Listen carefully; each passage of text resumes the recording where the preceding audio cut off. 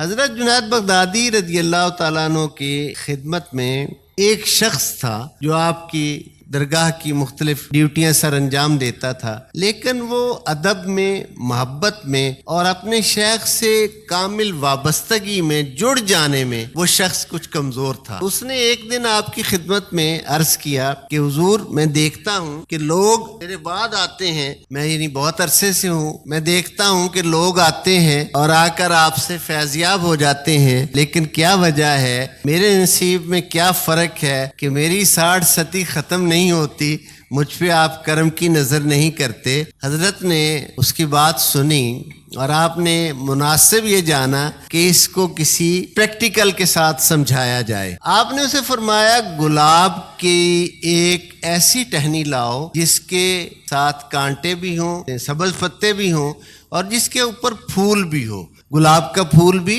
لگا ہوا ہو، ایک ایسی شاخ لے کر آؤ۔ جب وہ لے کر آیا تو آپ نے پھول کی پتی ایک توڑی اور توڑ کر اسے کہا، دیکھو۔ اس نے کہا، گلاب کی خوشبو ہے۔ آپ نے جو اس کے نیچے سبز پتا تھا وہ توڑا اور فرمایا، دیکھو، سونگھو۔ اس نے سونگھا تو اس نے کہا، اس میں گلاب کی خوشبو نہیں ہے۔ آپ نے ایک کانٹا توڑا، سونگھو۔ اس نے کہا، اس میں بھی خوشبو نہیں ہے۔ آپ نے فرمایا، ایک مٹی کا برتن کوزہ لے کر آؤ۔ مٹی کا برتن جب لے کر وہ آیا تو آپ نے فرمایا، اس گلاب کی ٹہنی کو چھوٹا چھوٹا ٹکڑے ٹکڑے کر کے اس میں ڈالو، جو سبز پتے ہیں گلاب کے وہ بھی ٹکڑے ٹکڑے کر کے اس میں ڈالو، اور جو اوپر پھول کی پتیاں ہیں ان کو اس کے اوپر ڈال کر ڈھکن دے کر فرمایا، رکھاؤ۔ وہ اندر آپ کے حجرہ عبادت میں رکھ کر آ گیا۔ دوسرے دن فجر کی نماز کے بعد آپ نے اپنے اس خادم کو بلایا اور بلا کر فرمایا کہ وہ رات کل والا برتن تو لاؤ۔ وہ کل والا جب برتن لایا تو آپ نے گلاب کی اس ٹہنی کو اٹھایا، اتنا ٹکڑا اس کا، اور فرمایا، دیکھو، سونگھو۔ اس نے سونگا۔ اس نے کہا، اس میں آج خوشبو ہے۔ وہ جو سبز پتا تھا اس کو فرمایا، اس کو سونگھو۔ اس نے سونگا۔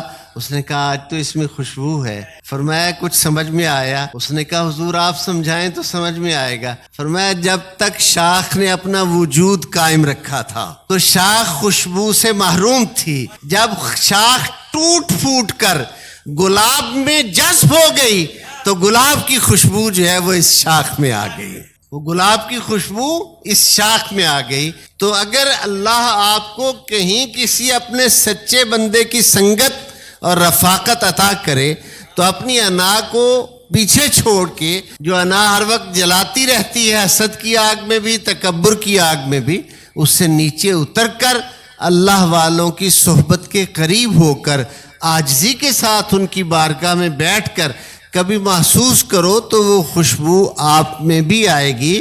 اس کی وجہ یہ ہے کہ تب جب اپنے وجود کو مٹایا جائے گا، انا کے بت کو پاش پاش کیا جائے گا، تبھی وہ خوشبو میسر ہوگی اور تبھی وہ خوشبو جو ہے وہ آئے گی۔